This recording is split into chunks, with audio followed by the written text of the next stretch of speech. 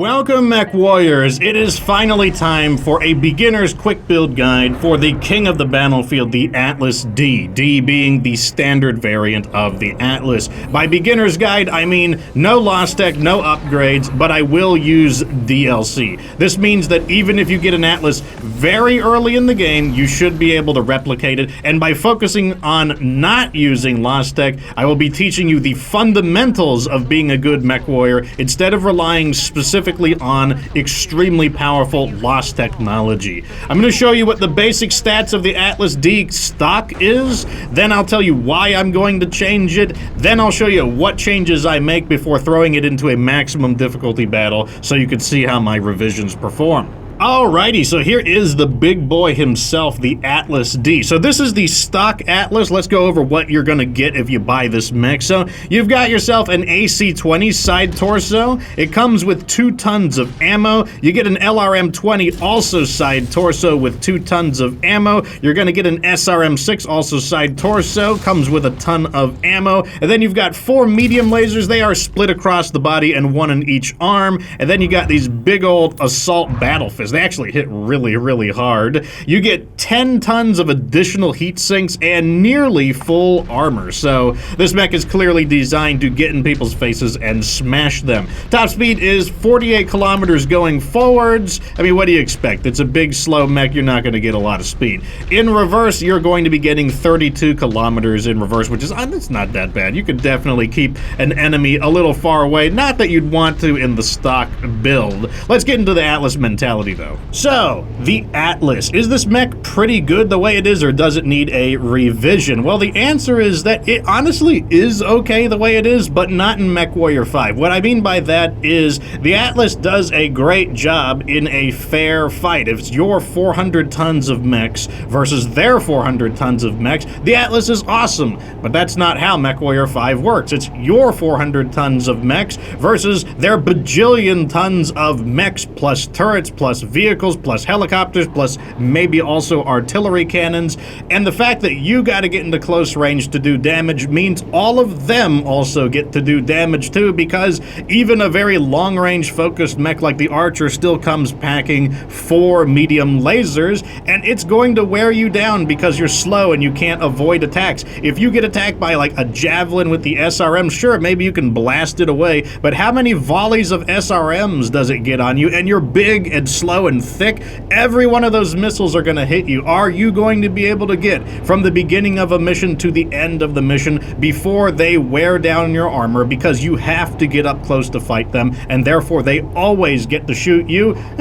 Probably not. So we need to do 2 things. The first thing we're going to do is redesign the Atlas into long-range combat. So because we can't evade enemy attacks, instead we are going to blast them away at a distance. That's how we're going to protect our armor. Most enemies in the game are preferring mid to close range combat, so if we can waste them at a distance and try to keep them back, we'll save a lot of armor and be able to walk away mostly undamaged. The other thing we need to do is send the Atlas in with other similar mechs, form a firing line, and blast enemies away with long-range weapons, cripple them before they can cause a problem, and I'll show you exactly how to do that. And here we are in the mech bay where the magic happens. So what am I going to do with this basic refit? So the primary change is going to be the AC-20. We're removing it. It weighs 14 tons, and we're replacing it with a heavy rifle. This is a DLC weapon, by the way. It only weighs 8 tons, so we save a lot of weight there. Look at the damage though.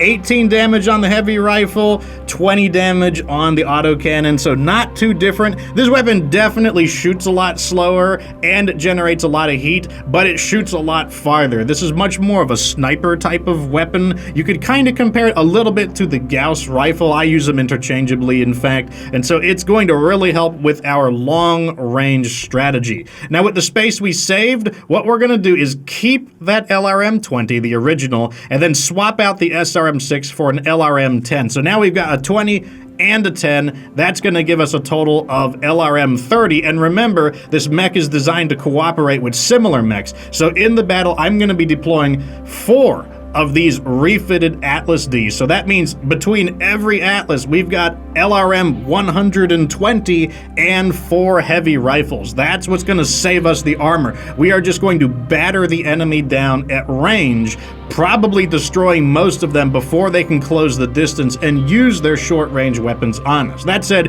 we do have to have some short-range weapons, so we're just going to keep the standard 4 medium lasers. They're very accurate, they do a lot of damage, and because the LRMs are very random in their damage, you're going to get really weird armor breaches, and having a super accurate high damage weapon system like 4 medium lasers is perfect for sniping out those armor breaches. It'll also give us protection against any of the speeding light mechs that try to harass us up close. For our supporting equipment, you're going to be looking at 4 tons of LRM ammo, 3 tons of heavy rifle ammo. You might be able to drop 1 ton of heavy rifle ammo and add 1 more heat sink on, but I'm going with 3 for now. There are some extended missions where I can run low on ammo. And then for heat sinks, we are looking at 2, 4, 6, 8, 10, 12 heat sinks, which is 2 more than the standard. This mech can still get rather hot though, so you want to be careful about when you shoot the heavy rifle. Try to make sure you have a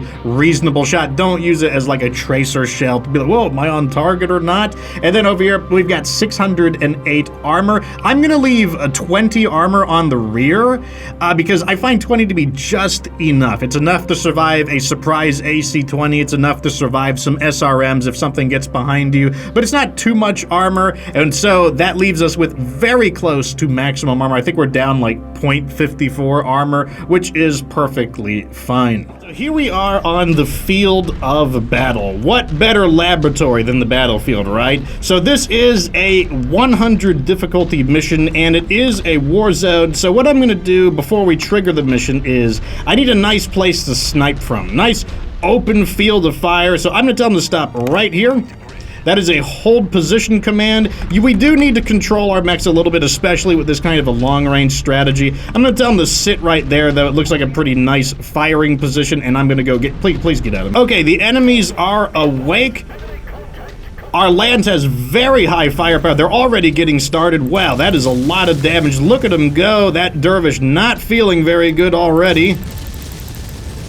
Let's let him have it. Plenty of missiles to destroy this fool. And down he's gonna go. Now, you don't always need to tell your guys to focus fire. It can be a good idea. It kind of depends. Like, if you feel like your allies are kind of derping a little bit, then yeah, just tell them to like, oh, that's the end of that guy. Maybe we can get the headshot? Nope, don't get the headshot there. Nope.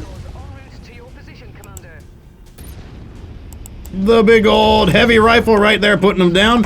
Okay, the next one is gonna be a dropship coming in. Interesting. Okay, so because they are probably gonna get distracted by those vehicles, I'm gonna tell them to hold fire. That will often help you reset their target. And now we are just going to bombard this stalker at a distance. I am telling them to focus fire. If they get too far away, I will tell them to return. What we want to do, though, is try not to hit our guys in the back and just focus fire on the stalker. It is a more long-range threat. Already seeing armor breaches on it. There's no way it's going to be able to stand for a whole lot longer. The Battle Master is a more close-range guy, so it's kind of okay if he does, like, battle. Like, right now, he's being dumb. He's not coming forward to fight us. That's fine. If you want to do Battle Master things at, like, 500 meters, that's perfectly fine with me. He's not really a big threat until he gets to maybe 270 meters. That's when he's in good range for his medium lasers. Remember, when you fire at the maximum range, you do take a 50% damage penalty. And that's exactly what's going to be happening to him there. So even though I did get hit by those medium lasers, they're just not going to hit as hard as they could. I wish they would get out of my way. But, you know, they're just like my cats, always in the way. And down he goes. Vehicles are down. Armor is still looking pretty good. If anyone gets a little bit banged up, what we can do is just tell them to kind of hang out in the back more. Okay, the next wave is coming in. So currently, I'm the one that has the most damage, so I'm actually going to be the one who tries to support from a distance. I will try to still have line of sight for a... Oh, we got an awesome. So locking onto the awesome. We're going to gonna try to just blast away. Big armor breach on his side torso already. I might try to finish that off. We'll see. I see him creeping up on our right side. Let's just try to knock him out. He's gone. On to the Kintaro.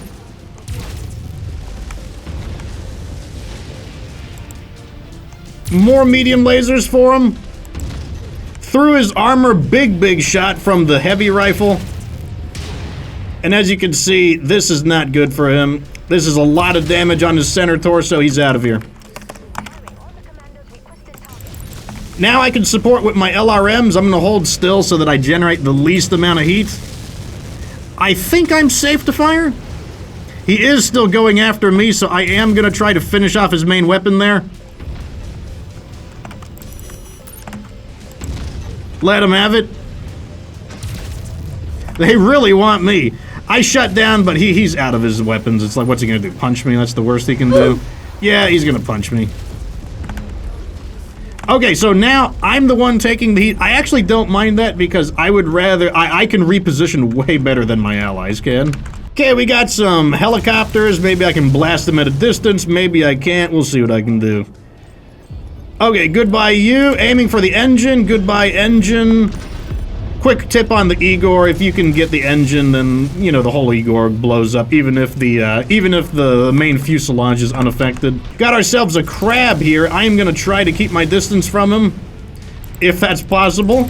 He does have the large lasers, so I'm just gonna let him have it with everything so that he doesn't rough me up too much. And the lance brings him down. Locust not gonna be a big threat.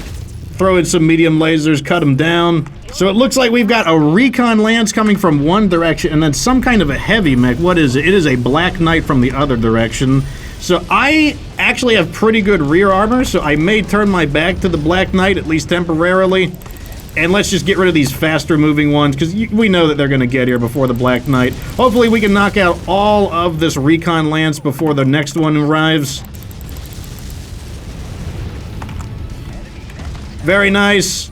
Get a load of this! Big shot right there. I'm gonna order them to go in first, and I'm gonna try to get behind them once again, because I am the one who's currently the most roughed up. This lance, this is the last enemy. Our lance could easily defeat that Black Knight just on their own. So here we go. I'm gonna lock on. This is another thing I really like about this build, is if I'm the one who's in trouble, I have the option to just support at long range like this, which is great.